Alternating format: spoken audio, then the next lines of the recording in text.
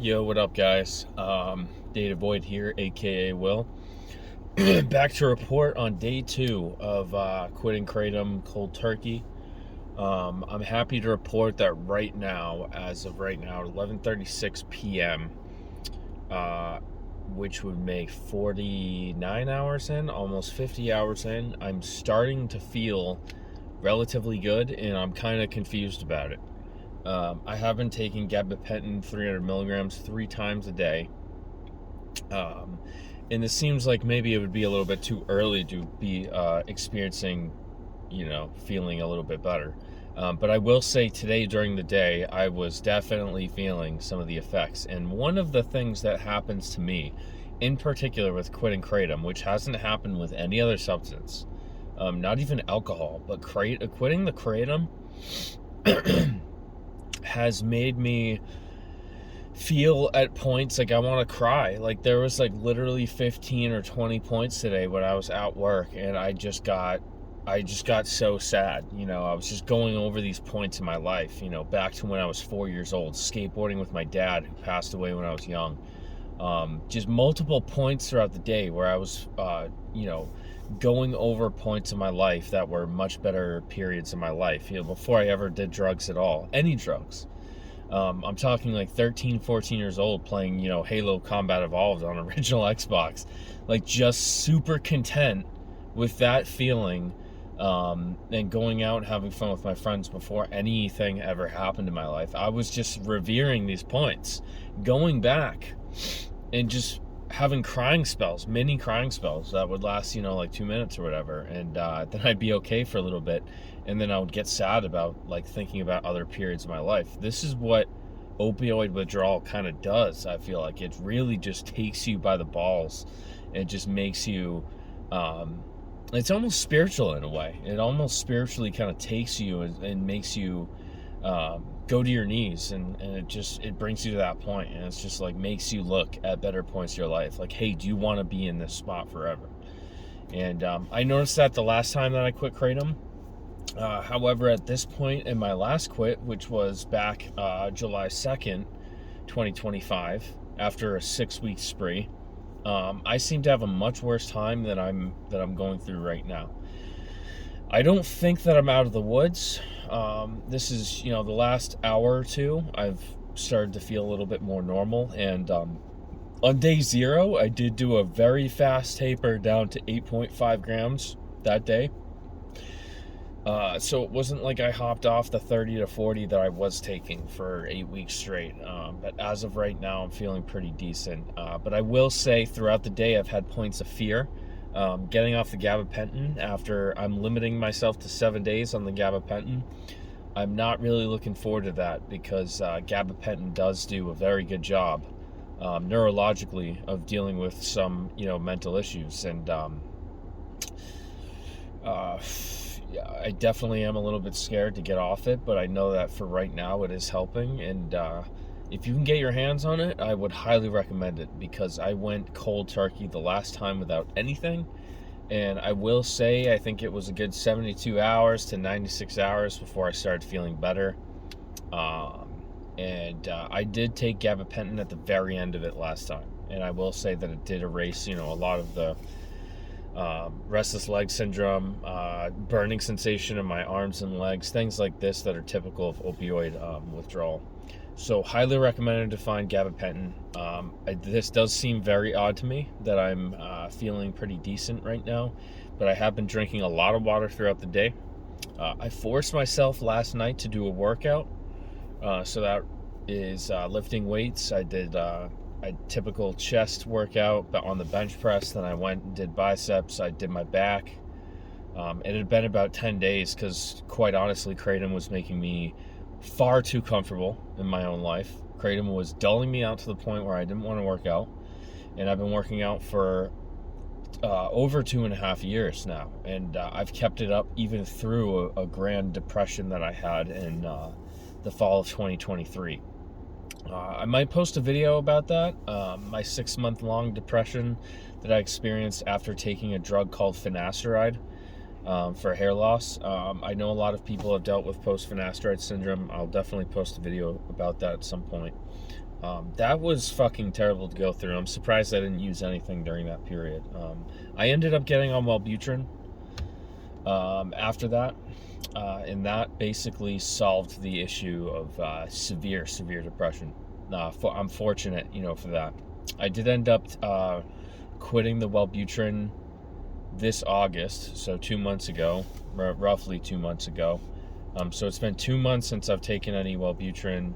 Actually, no, that was in July, so 3 months since I've taken any Wellbutrin, and I was good for a little while, even when I was off Kratom the first time, from July to August. I was surprisingly feeling okay, so that made me pretty hopeful, until, eventually the fatigue built up. I think I just quit too much at once. I quit caffeine at the same time. I quit Kratom at the same time. Then 3 weeks after, I quit Wellbutrin. Sometimes I take this shit way too severe and to the next level. And I just want to get everything that's, possibly hindering me out of my life, and even the most mundane things like caffeine, I would want to get out. So this time around, I have been thinking possibly if things get bad enough, maybe I'll get on the Wellbutrin again, because I don't want to go through a severe depression like I did before. And I'm not going to quit caffeine. I'm going to use that as my crutch to kind of get this through with the energy and the recovery from Kratom, because I know it's probably going to take me a good handful of months, I think, to recover from Kratom. I don't think I am free from that in a short period of time. Nothing short of unique, though, in terms of addictions. I'm just one of a lot of people out there that want to spread awareness about the addiction. Again, I've talked about this in my last video. I'm not against Kratom fully. I think it can be very beneficial for people coming off of like heroin and fentanyl. Like, it is 1,000 times better than any of that shit. And you can't directly overdose on Kratom no matter how much you take, being a partial opioid agonist. So there's obviously some very good uses. I think it would be a very good substitute for Suboxone. However, if you've never done opiates before like me, and you start taking it, it can be very powerful in the beginning, give you a very opiate-like feeling. And unfortunately, that feeling is short-lived and it doesn't last, and you're just left chasing the dragon. And that's exactly what I've done.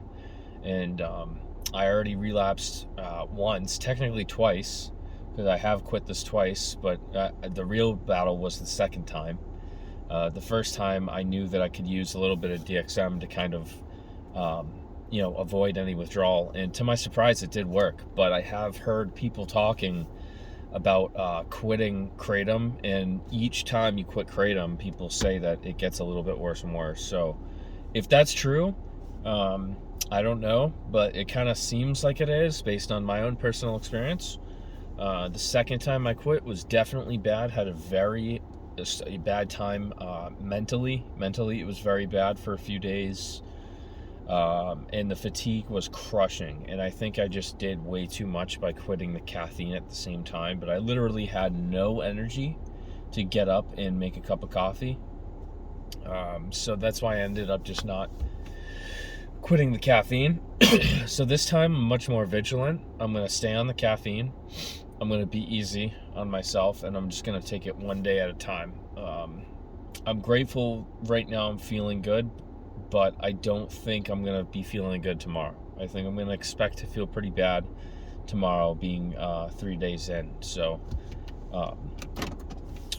that is my experience, day 2 with Kratom withdrawal, and hopefully things start getting a little bit better after this. I'm just looking forward to the better days, being free from any substance, and hopefully that can be a continuum here.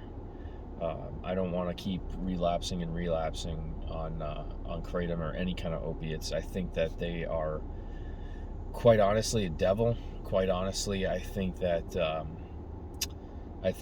once you get hooked on any opioids, and I will include Kratom in this because this was my experience.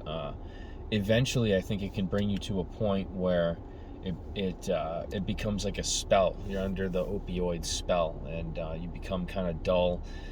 You're an NPC, a lifeless blanket over your own emotions. You can't really feel joy. You're irritated all the time. It just becomes a crutch. You just end up taking it to feel relatively normal. I don't want to fucking be in that state anymore, man. I don't want to be in that emotional blanket kind of state. But that's exactly like the best way I could describe it. It just puts a layer over any harsh emotions, and makes you able to deal with that.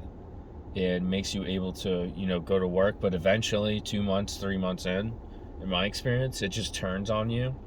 And you start doing it just to feel relatively normal. And in my case, it started making me very depressed. I started thinking about how I'm not going to live long. Just very dark thoughts about dying. I think, Kratom needs to be respected. And I think it is a very powerful substance. I'm fortunate that I never delved into 7-OH. That is something that is becoming very big on the news right now. I know it's up for being banned in the United States, and honestly, I fully fucking agree with that. I did do 7-OH a handful of times, and fortunately, I was smart enough never to keep using it. I really fucking feel for the people that are on 7-OH right now quitting that shit, because, oh my God, it's definitely one of the worst opioids out there to withdraw from. Has a very short half-life, can make you withdraw within 4 hours of taking it. And I think that stuff is just literally putting a spell. It's putting a fucking spell over people, taking away any joy that people have in their life. Yeah, it scares the fuck out of me, to be honest. It scares the fuck out of me, because you can just go in a gas station right now. You look in the glass with the Kratom, and you can see all these packs of 7-OH, pills, and they have the 50 shots. I forget that. I don't know if it's called MIT 50 or whatever, but it's the black and yellow little 50 bottles. I used to get those. But a lot of them that have come out since I've used it the last time, which was a few months ago in my last run, they look more and more enticing. Like they have these certain packaging, advertising kind of ways of advertising the 7-OH that make it very enticing for, possibly minors, or possibly people that are just going about, looking to relax a little bit, tricking people into thinking it's some kind of like herbal supplement like L-theanine or something, you know what I mean? And that's not fucking right. And I personally want 7-OH off the shelves. I don't think that is right. That is a very, very powerful, high affinity opioid that should not be on the shelves. And I'm glad to see that it's up for getting banned, and it's gonna get fucking banned. But I really feel for the people on it that are fearing getting off that shit. Because for me, Kratom is kind of severe enough, and I cannot imagine going through a 7-OH withdrawal. That shit must be fucking horrific. A fucking hell. Like literal fucking hell. So to anyone watching this, I don't want to scare you. I think you can get off the 7-OH. Plenty of people have done it so far. I recommend looking up on YouTube some videos of people's experiences getting off 7-OH to kind of bolster your mood going through this, to give you some hope. Because I'm here to tell you that there is hope. There's hope for every one of us, including myself. And I'm quite a pessimistic person. I don't typically tend to be optimistic in a lot of ways. I'm very depressed in my normal life. On video, it might not seem that way. But I think that there is hope and there is light at the end of the tunnel. And once you get through the withdrawal, you hit the pink cloud phase, you'll be good for a little while. You'll realize that shit's okay sober, and you can be sober again. You can be clear-headed and get your life on track. So yeah, anyway, I'll stop ranting for the camera. I'm still new to this, kind of nervous getting in front of the camera again. Kind of just end up talking a lot very fast, trying to just get all these thoughts out of my mind. So if you relate with this, leave a comment. If you're going through Kratom withdrawal, you're not alone. Stick through it. Within 2, 3, 4 days, you'll be out of the worst part of it, and you can start on the good recovery like I'm about to face. And that is a real challenge in itself, post-acute withdrawal syndrome. I will recommend looking up some videos. One that comes to mind is a channel called Grace by Sunrise. She's a long-term kratom recovery. I wouldn't say specialist, but kind of like that. She's like a long-term I would say actually, yeah, a long-term kratom recovery specialist. She just does it on YouTube. She has been in long-term recovery from kratom. She takes it seriously, and a lot of her videos have really helped me, kind of give me some hope. She said that it took her about 11 months to start feeling normal again, after using kratom, and I think that was after a few years of using every day. So fortunately, I haven't used for 3 years every day. My total time is about 6 months, but what can we do? We can only try to get through it. What goes up must come down, and this time, having experienced the extreme lows that I just did off of while I was on kratom, it just brought me to the point where I got afraid to dose. Like, I didn't want to dose. Taking the last day I dosed the 8.5 grams, every dose of 2 grams, I didn't want to fucking take. Like, it wasn't making me feel good anymore. So at this point, it's time to let it go. It's time to realize that it doesn't do much for a long time, and it's going to turn on me. And so that's the point where I'm at. It's just not going to do it for me. I do understand that it does feel good for a little bit, but it's so short-lived, it's not worth it. It makes you so much worse in the end. So if you're going through this again, hope you found some benefit to this. We're going through this together, and just stay strong. I'll be here to report day 3, day 4. Thanks for listening, guys. All right, peace out.